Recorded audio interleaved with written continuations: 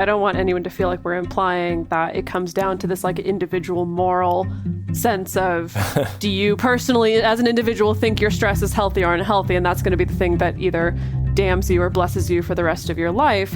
On a macro-cultural level and micro-cultural level, we can be really influenced by these things. Like there's a lot of cultures that are non-Western, non-American cultures where the response to stress is maybe a little bit more feeling like stress is going to be a predictable part of life and an understandable part of life, and it's going to happen, versus I do think that American and to a certain extent other Western cultures have received more of this baggage of you need to be working all the time and that's how you are good, and you shouldn't really be stressed about that, and it shouldn't really be bad, and your life should be comfortable, and if you're doing things right, you'll be both working all the time and also not stressed about it. I mean, think about it. It's like everyone tells you growing up, if you find your dream job, you're never going to work a day in your life, which is like not true, even if you do have your dream job.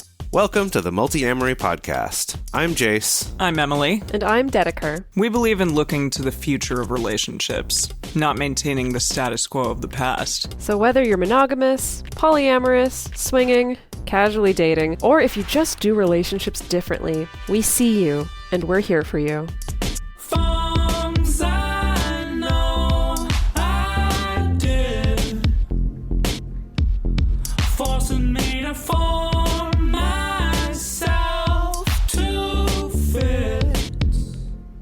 On this episode of the Multiamory podcast, we're talking about the concept of Eustress, the idea that not all stress is bad, and in fact, stress is actually necessary for your quality of life. In this episode, we're exploring the difference between healthy and unhealthy stress, looking at some of the effects of stress, and then exploring what the research tells us about ways we can decrease our bad stress and increase our good stress so that we can lead more happy, healthy, and fulfilling lives. Now, I have a question for you. Yes. Are you a good stress or are you a bad stress? Depends on the day. If that's good. a house was dropped on your sister, are you going to feel good stress or bad stress? Depends what I think of her. You're okay, now this is an interesting chemistry between me, Glinda, and Emily, the very Wednesday Addams version of Dorothy.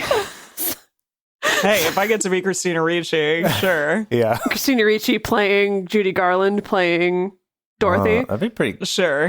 Yeah, that's good. Who's Jase in the middle of this? He's all the Munchkins? Yes, that sounds about right. That sounds about right. Yeah. Well, what are you, Dedeker? Are you a good stress or a bad stress? Obviously, I'm a good stress because I'm sitting here in my big fluffy pink dress and waving a magic wand around, so you know. Yeah. I'm a good stress. Well, that's good. I mean, this has been a year of stress, in my opinion.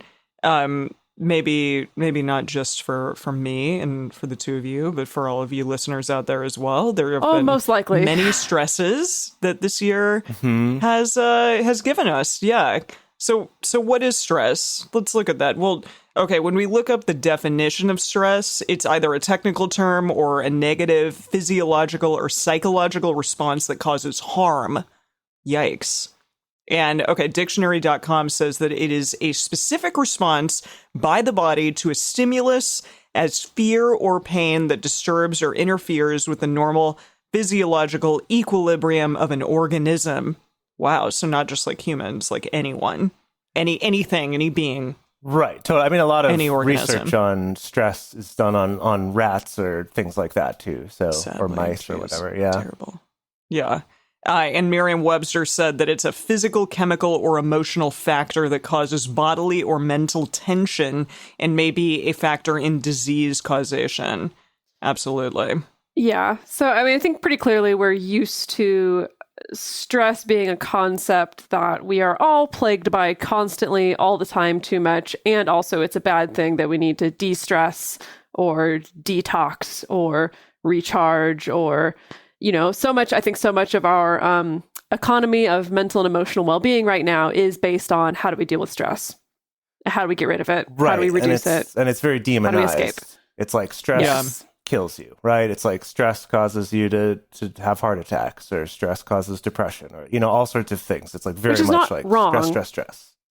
Not wrong. definitely scientifically based. But let's get a little bit more specific. So in 1974, the Hungarian-Canadian endocrinologist Hans Selye made this distinction between negative stress and positive stress. And that's what we're referring to by distress versus eustress, or are you a good witch? Are you a bad witch? So distress is what we might normally associate just with the term stress. So as in we're unable to completely adapt to whatever it is that is stressing us. It decreases our focus and our performance. We can show maladaptive behaviors like aggression or passivity or withdrawal or any kind of the classic fight, flight, freeze, fawn reactions. Yeah, I've fawning. never heard that one before. Yeah. I mean, I don't want to go on too much of a tangent there, but yeah, fawning in reaction to a threat kind of being like submission or subservience. Okay. Oh, sometimes I've done that for sure. Oh yeah, we all have. And of course, something that I think is fairly obvious to most of us is that stress or distress can come from many different directions, many different influences, can come from work, school, your peers, your family, your relationships, major life changes, the world in general, etc., etc. A pandemic. And as Dedeker said before, constant distress has been clearly linked to the 6 leading causes of death: disease, accidents, cancer, liver disease, lung ailments, and suicide. And occupational stress is estimated to cost the U.S. economy between $200 and $300 billion a year. Yeah, that we could be putting that money somewhere else. Right. I mean, yeah. What if we put that money somewhere good instead of just stressing out our workforce more? Yeah. Okay, so that's distress. And then by contrast, we have eustress. And eustress is spelled EU stress. And it's from I always forget which is which, if it's Latin or Greek, but the prefix for good.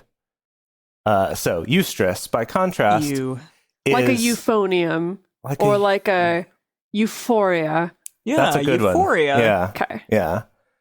So this is defined by our ability to adapt to this stress as challenged, but not completely overwhelmed like it is with distress. And so our reaction to it can be to be excited by it. Basically, the goal is not too far out of reach, but is still slightly more than we can handle. It's not just like, oh yeah, it's a little bit, whatever. But it's like, no, it is a little bit out of our reach, but not too far. It's short term, like you don't have chronic eustress, like each sort of eustress instance is on its own. It's associated with hope and active engagement, and it has been shown to have a positive correlation with life satisfaction and hope, as well as physical recovery and immunity. And it's also associated with being in a flow state, which is something bloggers love to write about. Oh, what do you mean by like a flow state, like how an athlete is like in the zone, right? Like that kind of thing. Yeah, it's when you're in the zone. It's like theta waves, right? Is related maybe, to that. Yeah, it's like, when I'm not a brain scientist. When you're a writer and you're just like in the zone, it's just like coming out of you, right? The muse is speaking through you, or you're an athlete and you're just like so focused on what you're doing. Or you're playing a video game and you're just like so engaged in it, it's like your mind is like water flowing through the game. It's like that type of experience is associated with eustress and is by some people kind of seen as sort of the ultimate manifestation of this kind of good stress, this eustress, and that leads to life satisfaction and health improvements and stuff, which is pretty wild. So there are some good, or I guess positive, effects of stress. So let's talk about some of them. What if we didn't even say they're positive? Even. They're just effects. That okay, too much effects. Can be bad, too little could be bad. It's all about balance, right? Well, even distress, it can boost the immune system temporarily. And I think about this when I have a cocktail at night. I'm like, I'm boosting my immune system temporarily because I'm putting stress on it. It's that kind of thing. As in you're stressing it with alcohol or stressing it with the rest of your life? I'm possibly both, but in that particular moment, I'm stressing it with the cocktail.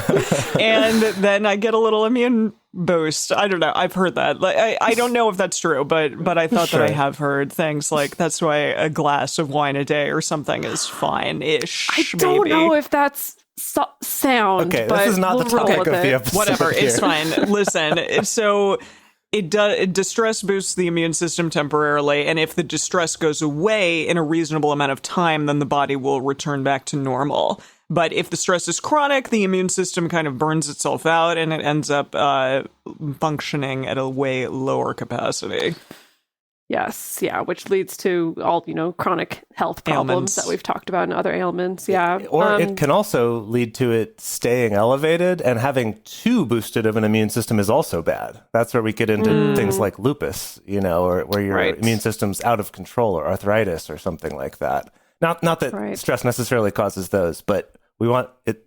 I just want to keep emphasizing that we want balance, that we don't want just immune system off the rails all the time, and we also don't want it suppressed. We want to find that balance. Right. And stress can also influence our memory. So our memory is actually enhanced by short-term stress, but long-term chronic stress will decrease. Interesting. And again, like, stress doesn't make us, for instance, lose memories like something like Alzheimer's might. It just makes the neural pathways in our brain atrophy so that it's harder to retrieve those memories when we're having chronic stress. And also, even though we normally associate stress with adrenaline, it also causes us to produce oxytocin. And we talked about this a little bit with Dr. Rhonda Freeman a few episodes ago. So in other words, our body chemistry, by releasing oxytocin when we're stressed, it's encouraging us to get social, to connect, to reach out to others for support. It's actually quite adaptive. And not only that, our stress response actually helps our bodies heal from the damage that we may receive from stress. So that oxytocin comes in to not only encourage us to socialize and connect to others, but also to heal whatever damage that stress may have been causing to us. Yeah. So that like impulse to reach out is important, but also in doing that, you'll help boost your oxytocin even further by, establishing social connections with people. And that will also help you to repair from damage the stress does. That's so cool. So, okay. I was going to say it's the last time I'm going to say this, but it's probably not. It's definitely not. That it's all about balance, right? This whole episode is about balance. And I think that's sort of the key with eustress and distress, is that it's not that like they're two totally different things. They're not caused by different things. Like the same thing could be either distress or eustress to you or to someone else. And even for yourself, the same stressor could go from being distress to eustress or the other way. So with all of this, it's kind of more about this balance. Like we said, it's pushing you a little bit outside your comfort zone, but not so far out that there's that panic, give up, helpless sort of feeling. So this balance can be different for different people based on personality, life experiences, economic situation, health situation, so many different things. So with all of this, I don't want us to get into these, like, this specific type of thing is eustress and this specific one is distress. Instead, this is about how you can take as many things as possible and turn them toward eustress from distress, or how to decrease the amount of bad stress in your life and perhaps increase the amount of good stress. Because if you don't have any stress, that's actually not good for you either. That leads to apathy and boredom and impaired attention and confusion. And that's not good either. This also reminds me of something that came up, I think, in our bonus episode with Dr. Rhonda Freeman last week, where she was talking about games to help you get back your prefrontal cortex functioning need to have like a timed component or have like a little bit of stress that keeps you focused. There needs to be some consequences. It can't just be, oh, I'm playing with the koi pond app, or I'm just sort of waving my finger around and the water splashes. It's like there have to be some stakes to get you engaged. And so that reminded me a lot of this, that idea of you want there to be something that's just stressful enough to get you engaged, but not so stressful that it leads to panic. All right, so with all that said, how do we have more good stress and less bad stress? More good witches, fewer bad witches. That's Yes. my platform. There you go. And there is something to keep in mind with all of this, that we as humans are not all starting on an even playing field. So as Jase kind of said, like based on socioeconomic status, just where you were born, how you grew up, who you are, all of those things may make your life easier or not as easy as someone else's. And so certain types of stress may also have a larger impact on some people than others. So something to think about from that standpoint. Stress is also influenced by hereditary predispositions as well as expectations of the society and culture that you're growing up in. So again, you could already be at a certain advantage or a disadvantage toward experiencing eustress more easily or more naturally. So all that to say is just be gentle with yourself. You know, we want y'all to be able to gently move in the direction of experiencing more types of good stress in your life rather than bad stress. But if you're experiencing bad stress, it doesn't mean that you are a failure by any means.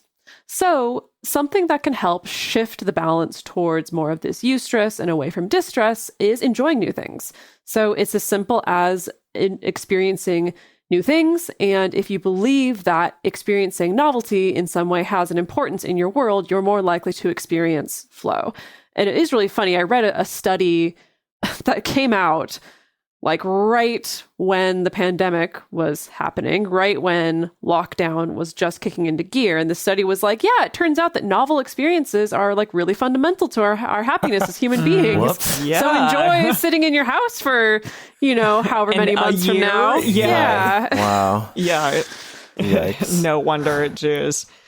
Okay, so perception of control is another thing that can help get that good stress in your life as opposed to maybe the bad stress. So people with an internal locus of control, they have an increased chance of flow or being in the zone, as we talked about, because they believe that they can increase their skill level to match the challenge. That's really interesting. I mean, again, that's kind of like perception of oneself and just, hey, like I feel like I can overcome this challenge, like however big or small it is. It's an interesting thing to think about in terms of one's stress responses. Yeah, it actually, when Dedeker was talking about the novelty being so important and thinking about being stuck at home, that I know I've seen online at least that a lot of people early on in lockdown picked up new hobbies or things like that. And actually, learning a new hobby is specifically something that's mentioned in a lot of the research and the writings about eustress, that is an example of not just doing a hobby, but learning a new one. Because there's this kind of like, I don't know how to build ships in bottles or whatever it is, right? I don't know how to do that. But if I'm excited enough by that challenge, then I can get in the zone and learn it. Yeah, I started cooking a ton more during this time, and new dishes that were a little bit more challenging that like required more prep and forethought and stuff. And my partner was like, "Why are you cooking so much?" And I said, "Because it's helping me cope. It's helping me like get my stressors out and do like a fun new challenging thing." Jeez, looking a gift horse in the mouth. I know, seriously. Now. Thank you. So many studies show, especially in work settings, that the more decision-making power an employee has, the greater their commitment to their role will be. And this translates into increased levels of performance and job satisfaction. That makes sense. I think this one's so cool that, we talked about the internal locus of control versus external. Like if you believe you have some power over your situation, like if you believe that you have the power to overcome something, you're more likely to experience eustress and flow.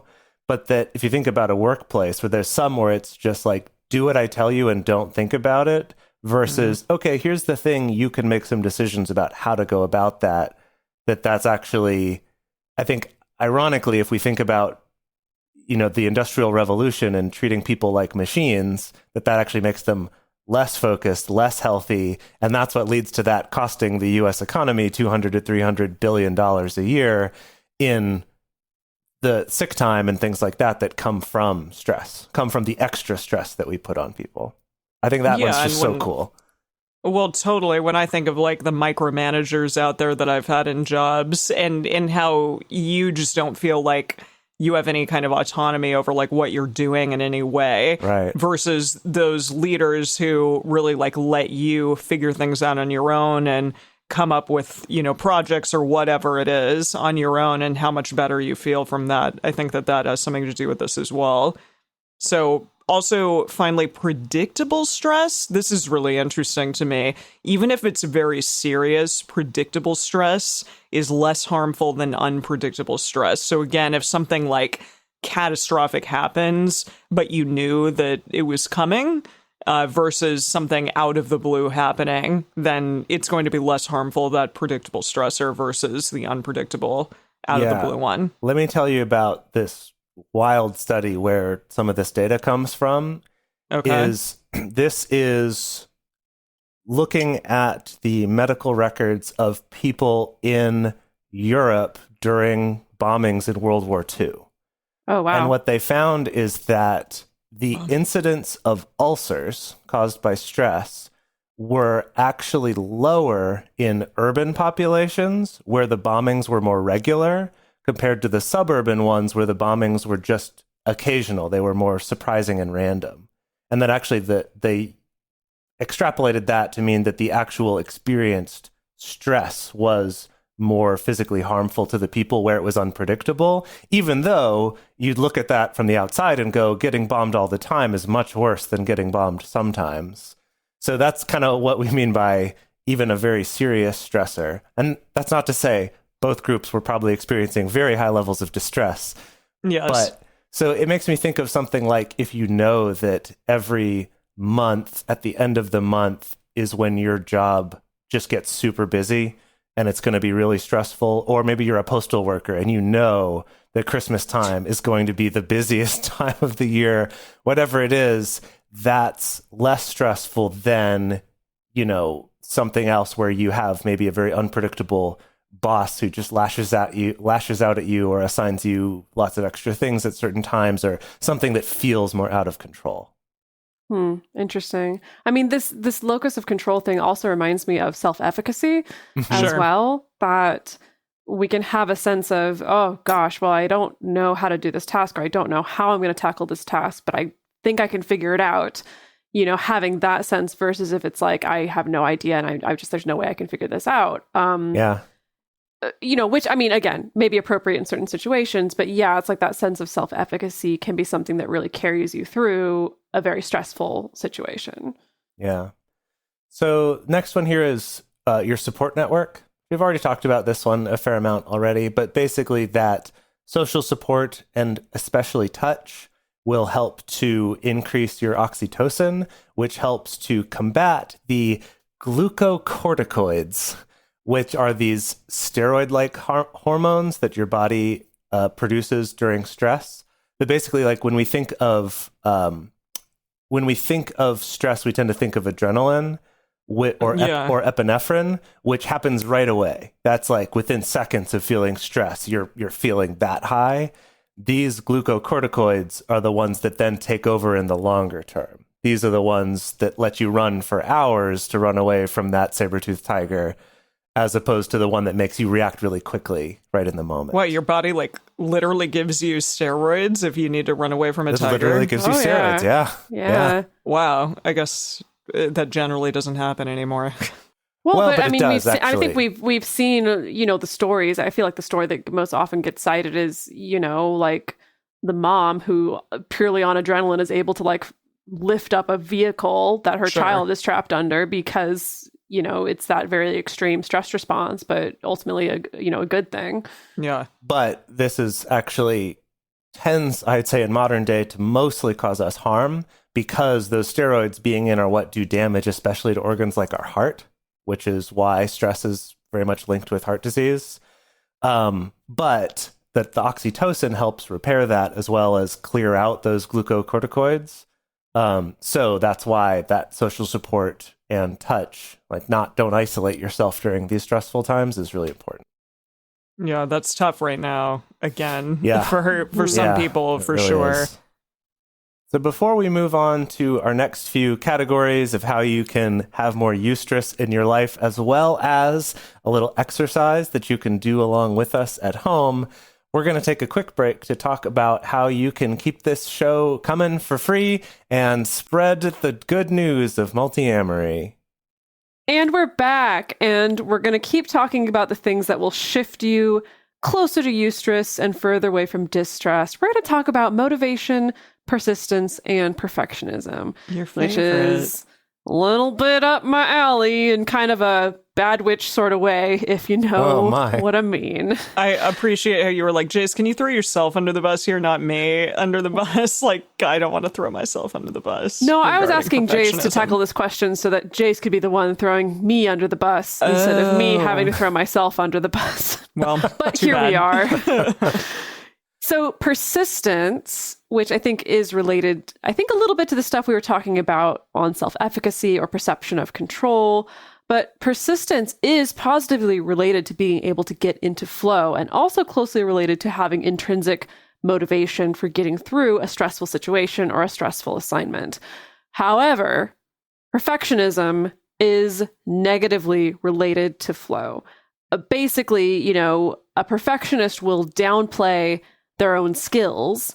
They will kind of make the gap between what they feel like they can actually do on this task versus what the task requires a little too big, ironically, and they'll perceive that the challenge to be too large to actually experience flow. So as in, they'll kind of perceive that performance gap to be a distressing thing rather than a eustress producing thing. However, on the opposite end of perfectionism, if you're able to let go of perfectionist tendencies, there's an increased chance that you'll be able to get into flow on a task. Is this why I avoid writing all the time? Even though I feel like I am maybe passably good at it. You're but very good at it. All I do is I populate my Google Keep notes with writing prompts and ideas of stuff I would like to write about, and then I do not write. It could be related to it that for you, the perfectionism might be making you feel like the gap between what you want to do and what you think you can do is too great, or where you're at now versus where you want to be is too great. I don't know. But then the thing is that I find that once I start writing and I do get into that flow, then it's like, great. Then I'm like, I love this. No, I can totally relate to that. I think that one I'm comes terrible up. at practicing. So yeah, I hear you. Right. There's so many things, like for me, like editing our shows, like editing Drunk Bible Study, or doing Your like making ads. music for me is something that it's so hard to get myself to do it. But once I do it, it actually is pretty easy to get into that flow where I'm just in the zone. But it is hard to get myself to do it in the first place sometimes. And maybe that causes me distress. Ah, shit. There you go. Ooh, yeah. Something to Connecting think the about for all dots. this. So let's talk about helping others. This is a good thing. So get outside of yourself, help someone out.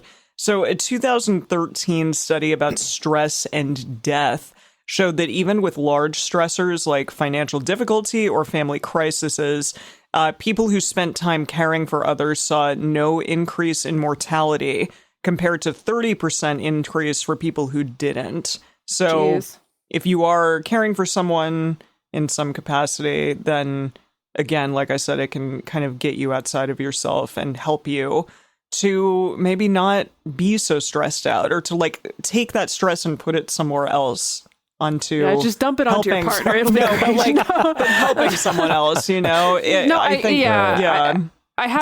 have heard this piece of wisdom of, when you're feeling stressed out or confused or sometimes even like awkward, that it's like put your focus on somebody else, on getting to know somebody else and getting to care for somebody else and figuring out what somebody else needs. That it's like this little brain hack that not only is good because it's, helping other people, but also just helps you to shift that felt sense. Yeah. Yeah. And so this is actually very much related to our last point of this section, which is about your mindset. And essentially that with all of this, I think you dear listener, that you kind of get that here, that a lot of this is kind of about how you approach these things. And this, studies have shown that optimistic people or people with high self-esteem are more likely to have eustress experiences, and that positive mindset increases the chances of a more positive reaction to a stressor as opposed to a negative one. And I'd recommend going back, and you could check out our episode on self-esteem, or other ones that we've done on those sorts of topics about that. But I think that's not really surprising that does help with all of this kind of more resilience or self-efficacy or self-esteem. But this is the one that I thought was very interesting, kind of a similar study to the one that Emily mentioned, where stress, as we know, stress causes negative health effects. Specifically, a lot of the studies tend to measure it by how many people in the study group die within 5 years after the study was done, or some amount of time. Jeez. Goodness. Yeah, it's maybe a grim Brutal. field of research. And so stress has been very demonized, right? Like in that one Emily was talking about, people who had large stressors like financial difficulty or family crisis were 30% more likely to be dead within 5 years than the people who weren't, unless they cared for others, in which case they didn't have that negative effect at all, which is pretty wild. There's another study that found a very similar thing. So this one was in 2012. It was a study of 30,000 people that asked them if they were under a lot of stress right now or not. Like during the last year, I think is what it was. Like, would you consider yourself under a lot of stress? And then the second question was, do you believe that stress is inherently healthy or unhealthy?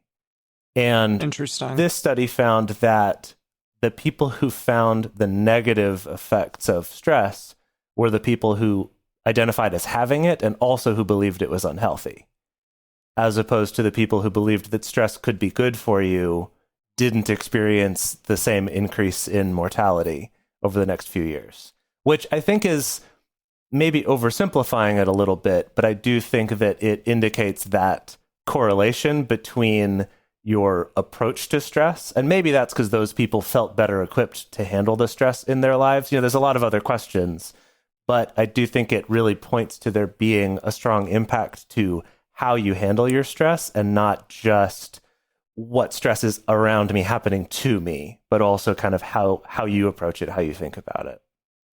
Yeah, that makes a lot of sense. And I would also like to shift the emphasis away from, I don't want anyone to feel like we're implying that it comes down to this like individual moral sense of, do you personally, as an individual, think your stress is healthy or unhealthy? And that's going to be the thing that either damns you or blesses you for the rest of your life. Because I do think that on a macrocultural level and microcultural level, we can be really influenced by these things. Like, I mean, I do think that there's a lot of cultures that are non-Western, non-American cultures where the response to stress is maybe a little bit more feeling like stress is going to be a predictable part of life and an understandable part of life, and it's going to happen, versus I do think that American and to a certain extent other Western cultures have received more of this baggage of you need to be working all the time, and that's how you are good, and you shouldn't really be stressed about that, and it shouldn't really be bad, and your life should be comfortable, and if you're doing things right, you'll be both working all the time and also not stressed about it. I mean, think about it. It's like everyone tells you growing up,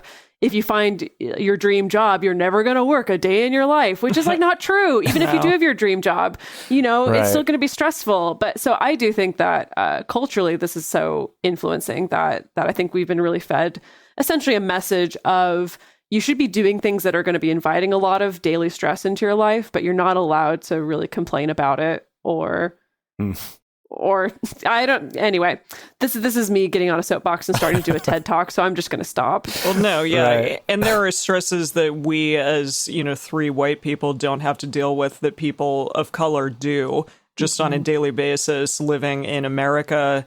It that's something to think about as well. That like we don't have to deal with that, and that's just an added stress on other people's lives that we don't even think of potentially, that we don't have to deal with on a daily basis. So there's a lot to unpack here when it comes to what kind of stresses we each have going on in our lives. Right. And I think that brings us back to sort of the key thing that we started this whole section of the episode with, which is it's not realistic to say you're never going to feel distress. That's just not going to happen. That just will not happen. And so, there's even some research that makes the argument that we need a little bit of distress in our lives too. That you don't, like, it's not realistic and also not even desired to get rid of that entirely. This is really just about for each individual, rather than comparing yourself to other people or some gold standard that you've been taught about how much stress you should or shouldn't feel and how much work you should or shouldn't do.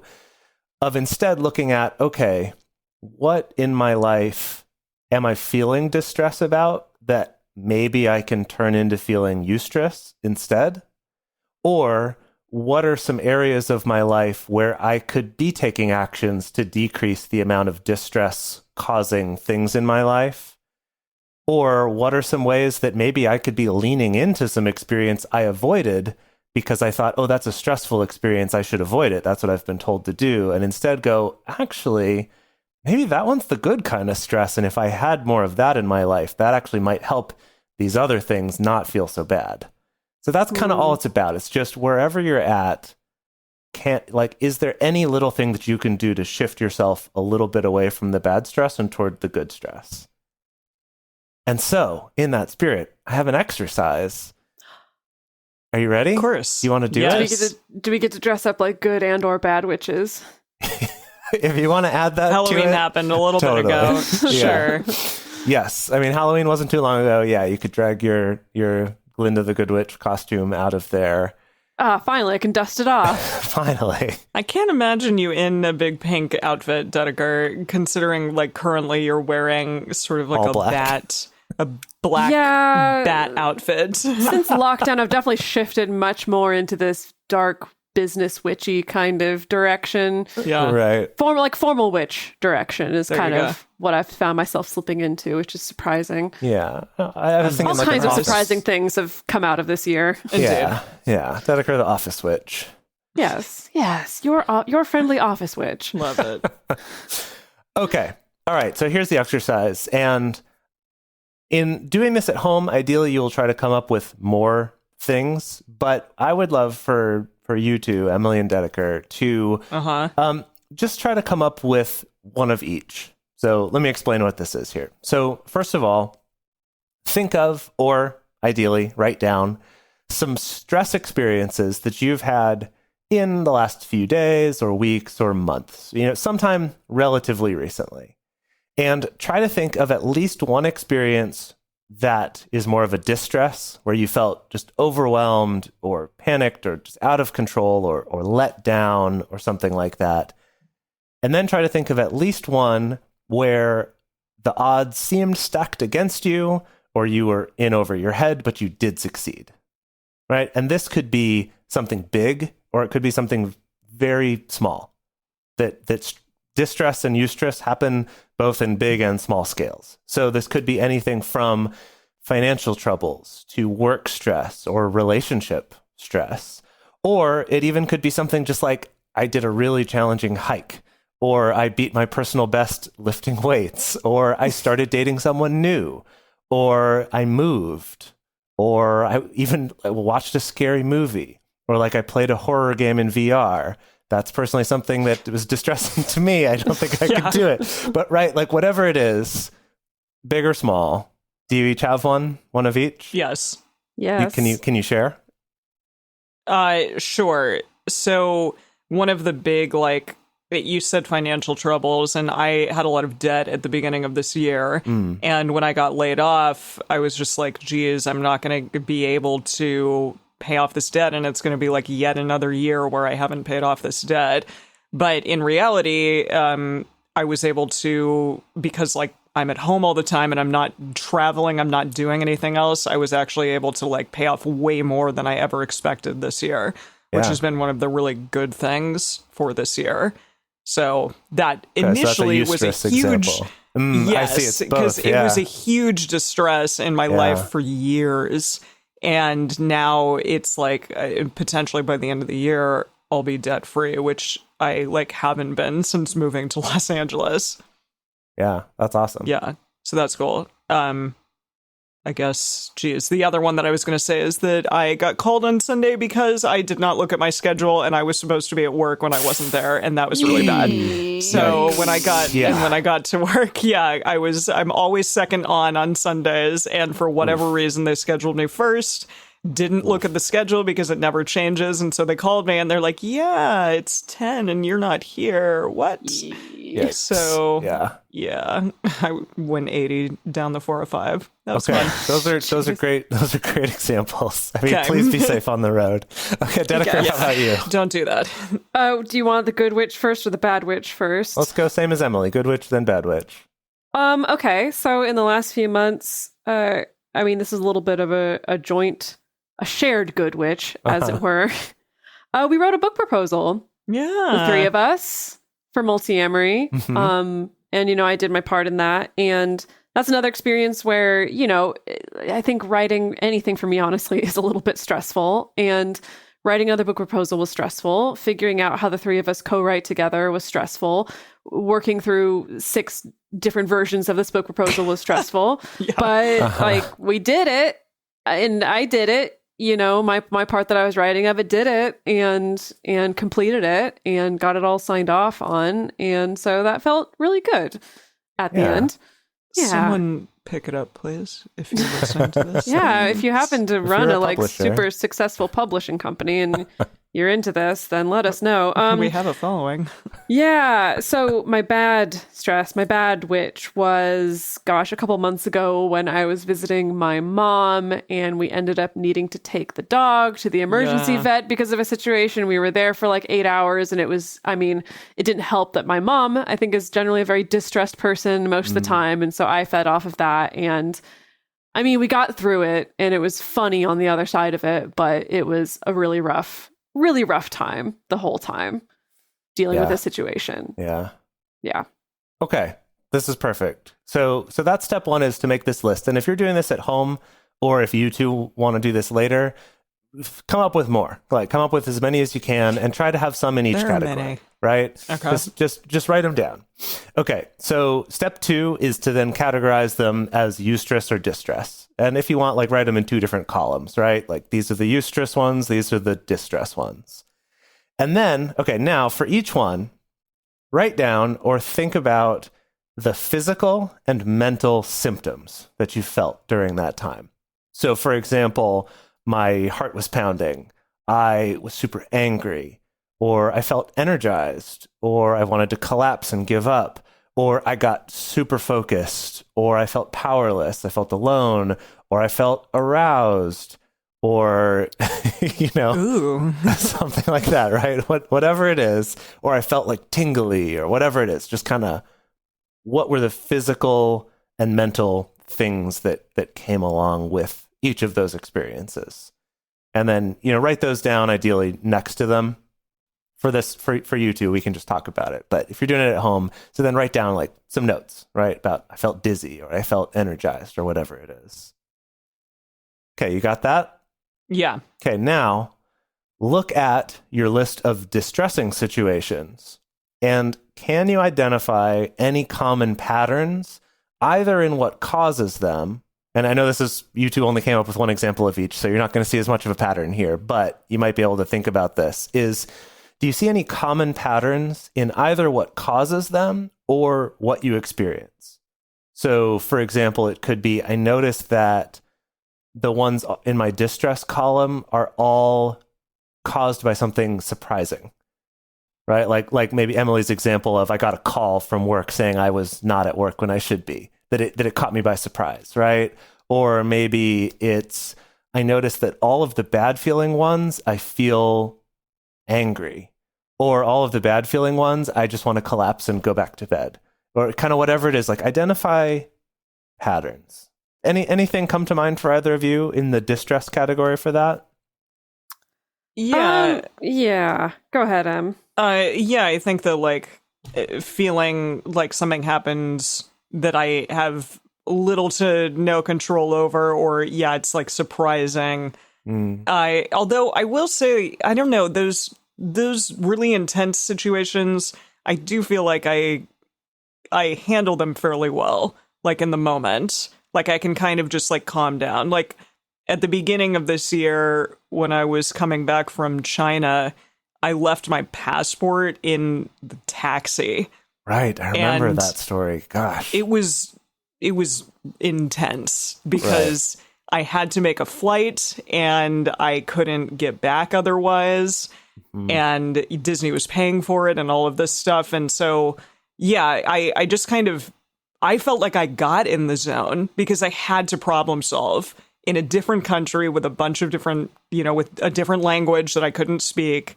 Right. And so I don't know. I think that is a pattern. And even with the thing a couple days ago, not going to work on time, I was just like, well, I can't do it. I'll just get ready in 7 minutes and freaking get out the door in speed.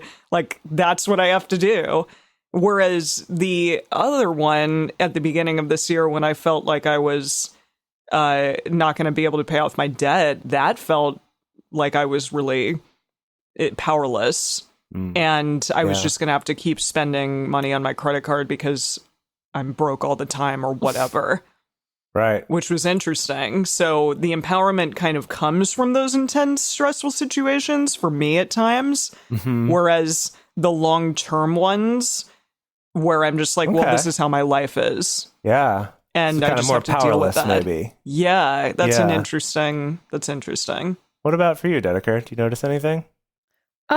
I mean, with the distressing ones, definitely when I'm thinking about other, like, very clearly distress, bad witch kind of stress situations in my life, you know, it feels like the things in common are a sense of, like, collapse and wanting to give up, or, like, much more body tension than when I think about the kind of more positive stress situations. Also feelings of powerlessness.